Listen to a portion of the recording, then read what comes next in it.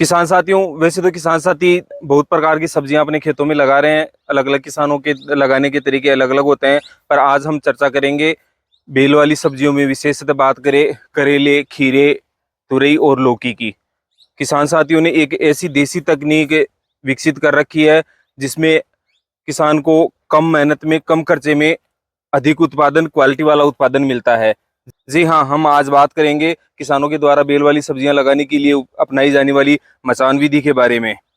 नमस्कार, मैं आपका किसान साथी मदन शर्मा और आप देख रहे हैं आपका अपना यूट्यूब चैनल खेती तकनीक। आज हम हैं जयपुर के जाऊता गांव में और आज हम आपको मिलवाएंगे हमारे युवा किसान साथी विष्णु जी से, जो मचान विधि में तुरई, लौकी, खीरा और करेले का बहुत ही अच्छा उत्पादन कर रहे हैं। और बहुत से किसान साथी इनका जो मचान विधि से सब्जी उत्पादन का तरीका है उसको देखने के लिए आते हैं, विजिट करने के लिए आते हैं। तो आइए मिल लेते हैं अपने किसान साथी विष्णु जी से और जान लेते हैं मचान विधि की पूरी जानकारी। विष्णु जी, राधे राधे। राधे राधे। लौकी के बाद अब की बार आपका करेले का उत्पादन भी बहुत अच्छा आ रहा है। पहले हमारे किसान साथियों को दिखाइए कि किसान साथी देख सकते हैं विष्णु जी ने जो मचान विधि में करेला लगाया है बहुत ही शानदार है और करेले की जो क्वालिटी है वो भी बेहतरीन है। तो विष्णु जी, आप लौकी लगा रहे हैं, पिछले साल भी अपन मिले थे और अब की बार आपने करेले का भी मचान विधि में प्रयोग किया है। पहली बार है अपना शायद करेला इसमें मचान विधि में? पहली बार। तो हमारे किसान साथियों को ये बताइए कि भाई सबसे पहले तो जो आप मचान विधि अपना रहे हैं बेल वाली सब्जियों में, तो इसका कोई विशेष फायदा है क्या? नमस्कार, मेरा नाम विष्णु शर्मा है और मैं आपको ये बताना चाहता हूँ कि अगर ये मचान विधि अपन लगाते हैं तो मचान विधि का तो एक अलग ही फायदा है। इसमें जैसे अपन सीड्स का भी प्रयोग करते हैं तो बहुत कम होता है। और तुड़ाई में है तो तुड़ाई में आसानी रहती है। जी जी। और जो फसल की अपनी जो फल होता है, फल की साइज आती है तो आप देख सकते हो इसकी बहुत काफी अच्छी। बिल्कुल, ये तो आप देख सकते हैं जो लटकन से करेला वगैरह जो भी लगता है, लौकी लगती है, खीरा लगता है, तो इसकी जो साइज होती है, लेंथ होती है, अच्छी आती है और खराब भी नहीं होता, इसमें खराबा भी नहीं होता। और एक इसकी जो तुड़ाई होती है, तुड़ाई के लिए भी मैं देख रहा था तो मुश्किल से 2 बेड इन्होंने तोड़े हैं और 2 बेड में मुश्किल से 15 से 20 मिनट का टाइम लगा। 3 लोगों ने तुरंत इसकी हार्वेस्टिंग कर ली। जबकि अपनी जो फ्लैट सरफेस पे करेले का आप या आप किसी भी बेल वाली सब्जी को लगा रहे हैं ना, तो उसमें एक तो तुड़ाई के समय जो खराबा है अपने बिल्कुल बेलों का, जो बेल जो है खराबा होने की ज्यादा संभावना रहती है। अच्छा विष्णु जी, जैसे आपने मचान विधि में करेला लगाया है तो करेला इसमें रोगों में भी कोई विशेष फायदा मिलता है क्या? सर, रोगों में विशेष फायदा ये है कि जैसे अपने पहले बात तो इसमें अगर ये है, अगर जाल वाली है जी, तो इसमें पहली बात तो ज्यादा दवाइयों का खर्चा नहीं आता। जैसे जी, नीचे रहती है तो खरपतवार रहता है, जी जी, तो उनके कारण कीटनाशक अधिक मात्रा में उत्पन्न होते हैं। बिल्कुल बिल्कुल और जाल वाली में नहीं होते था। बिल्कुल, बहुत अच्छी बात बताई किसान साथियों। ये तो एक स्वाभाविक बात है। अगर आपकी फ्लैट सरफेस पे खेती कर रहे हैं, किसी भी फसल की ले लो, चाहे सब्जी ले लो या और ले लो, अगर उसमें खरपतवार वगैरह है तो उसमें जो फसलों को नुकसान पहुंचाने वाले कीट होते हैं वो ज्यादा होते हैं। जबकि आप देख सकते हैं, किसान साथियों को दिखाएं, इनका जो मचान विधि वाला जो प्रयोग है इसमें खरपतवार बिल्कुल भी नहीं है और जो बीच वाली सरफेस है इसमें हार्वेस्टिंग में भी दिक्कत नहीं रहती। और हीट वगैरह की अगर समस्या आ रही है तो इसके लिए आप इसमें बेड में पानी वगैरह छोड़ के इसको तर कर सकते हैं। विष्णु जी, जैसे करेला है तो मचान विधि के लिए कोई विशेष प्रकार का सीड अपने को लेना होता है या जो फ्लैट सरफेस पे अपने सीड लगाते हैं वो सीड ही काम देगा? देखो सर, सीड तो दोनों का एक है। अच्छा, चाहे नीचे वाला लगाओ चाहे जाल का लगाओ, एक ही चलता है जी।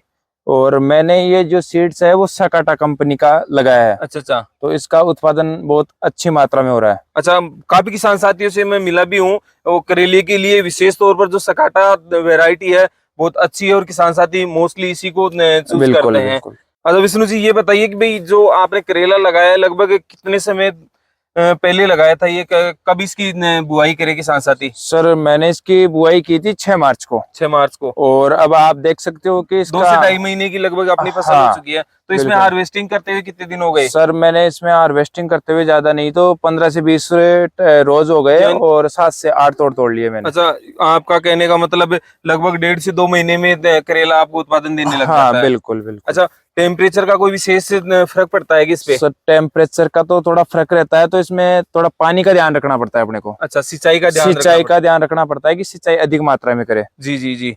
अच्छा, जैसे आपने ये मचान बना रखी है, मचान में जो बेड से बेड की दूरी है, मेरे को लगता है आपने 4 से 5 फीट की दूरी रख रखी है, तो ये प्रॉपर है या कम ज्यादा करनी सर चाहिए? ये 4 फीट के लगभग है, लगभग मेरे आइडिया से प्रॉपर है। जी जी। इसमें कोई दिक्कत वाली बात नहीं है। अच्छा, सीट से सीट की दूरी क्या रखते हैं आप? सीट से सीट्स की दूरी सर इसमें 1 से 1.5 फीट के लगभग है। अच्छा, 1 से 1.5 फीट की। अच्छा, जैसे किसान साथी ने, विष्णु जी ने मल्च लगा रखी है, तो इसमें जिगजैग वाले पैटर्न पे अपने को लगाना रहता है।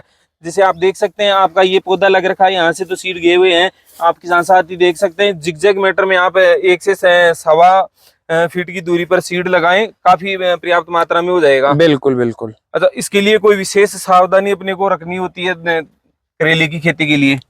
सर सावधानी तो थोड़ा टेम्परेचर का ध्यान रखना पड़ता है कि अपन इसको सही टेम्परेचर में इसकी बुआई करें। अच्छा, वो सबसे इस पे मेन रहता है और इसी का इफेक्ट पड़ता है इसमें टेम्परेचर का। जी जी। और बाकी इसमें रोग वगैरह, कौन से रोगों का ज्यादा प्रकोप सर रहता है? रोग तो थोड़ा सफेद मच्छर आता है ना, अच्छा, अच्छा। उसका रहता है, जो उसमें अगर डंक कर देता है ना तो उसमें ये करेला खराब हो जाता है। अच्छा अच्छा अच्छा। किसान साथी ध्यान दे, जैसे अपने पहले भी डॉक्टर गोविंद के यहाँ खरबूजे की फसल में आपको बताया था कि जो फ्रूट फ्लाई होती है, सफेद मच्छर होता है, वो इन बेल वाली फसलों पे ज्यादा अटैक करते हैं। और जब वो अटैक करते हैं तो जो फसल पे डंक लगाते हैं, तो वहाँ जो आपका फल होता है, वो फल खराब हो जाता है। जैसे आप देख सकते हैं, अब इस वाले जो करेला है, इसमें शायद फ्रूट फ्लाई का अटैक है। बिल्कुल इस पे डंक लगाया हुआ है, और डंक लगाने के बाद जो फल की क्वालिटी है, जो ग्रोथ है, वो ग्रोथ रुक जाती है। तो बिल्कुल।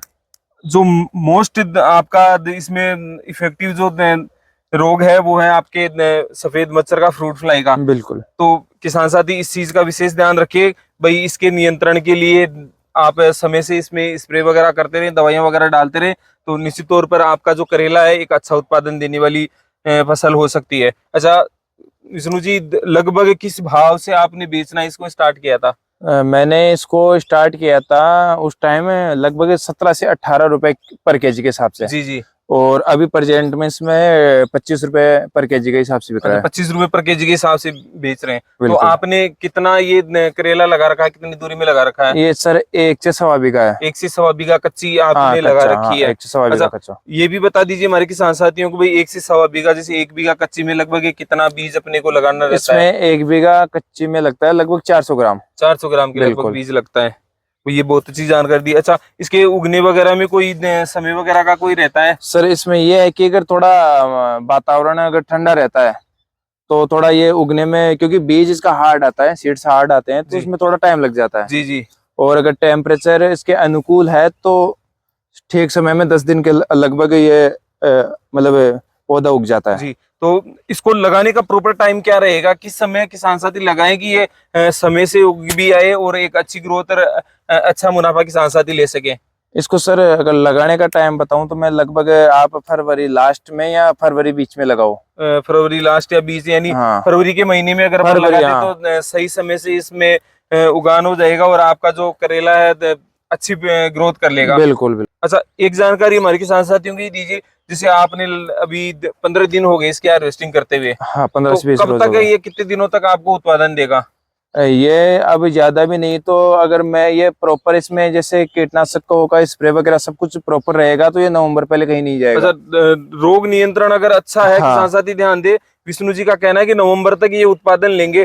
तो अब आप इस चीज को देख सकते हैं, आपने किया क्या है, एक बार मचान आपने बना ली और नवंबर तक उत्पादन लेंगे, यानी लगभग 6 महीने आपका कम से कम बिल्कुल उत्पादन बिल्कुल। होगा। और लगभग 1 बीघा कच्ची से आप कितना उत्पादन ले लेंगे? हमारे किसान साथियों को थोड़ा आइडिया इससे, जैसे मान लीजिए आप 25 रुपए किलो बेच रहे हैं, इसी भाव में अगर वो बिकते रहे तो? अगर इसी भाव में अगर ये बिकता रहेगा ना तो ये 1 बीघा कच्ची में 2 से 2.5 लाख रुपए का करेला हो जाएगा। अब किसान साथियों, इससे बढ़िया खेती, इससे बढ़िया मुनाफे वाला आपके लिए कोई सौदा नहीं हो सकता। अच्छा, जैसे अपन फ्लैट सरफेस पे लगाते हैं, काफी किसानों को मैंने देखा है, बिल्कुल तो वो करेला भी इतने दिन तक उत्पादन दे देता है क्या? नहीं सर, वो अगर बरसात होगी ना तो बरसात में खत्म हो जाएगा। अच्छा, बरसात में खत्म हो जाएगा। बिल्कुल। और इसकी बरसात में कोई दिक्कत नहीं रहेगी? नहीं, बरसात में इसकी कोई दिक्कत नहीं, जैसे बरसात गिरेगी तो बेल से झटके नीचे हो जाएगी, उसमें कोई दिक्कत सही नहीं है। अच्छा, पानी का रुकाव होगा तो इसमें जैसे हाँ अपनी बेल वगैरह है, उसमें गलन आ जाएगी, गलन आ जाएगी। तो किसान साथी इस चीज का भी ध्यान रखे।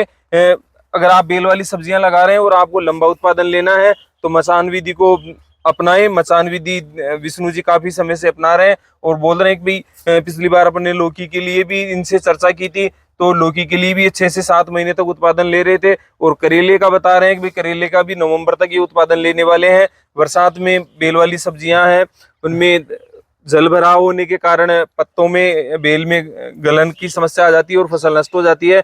इसलिए जब कभी भी आप बेल वाली सब्जियां, जिनमें विशेषता आप बात करूं मैं आपको, तुरई है, लौकी है, आपका खीरा है और करेला है, लगा रहे हैं, तो मचान विधि को अपनाएं। ये आपके लिए कम खर्चे वाली और अधिक उत्पादन वाली होगी। मचान किस तरीके से बनाना है, कैसे बनाना है, इसकी जानकारी के लिए हम विष्णु जी से एक अलग वीडियो में चर्चा करेंगे और आपको बताएंगे कि आप किस प्रकार से मचान बना सकते हैं, ताकि आप समय से उस चीज को मैनेज कर सके और एक कम खर्चे में अच्छा उत्पादन ले सके। विष्णु जी, आपने करेले की मचान विधि में खेती के बारे में अच्छी जानकारी दी, इसके लिए आपका बहुत बहुत धन्यवाद। किसान साथियों, फिर मिलेंगे विष्णु जी से मचान बनाने के तरीके की जानकारी लेकर। तब तक के लिए सभी किसान साथियों को राम राम, जय हिंद, जय भारत।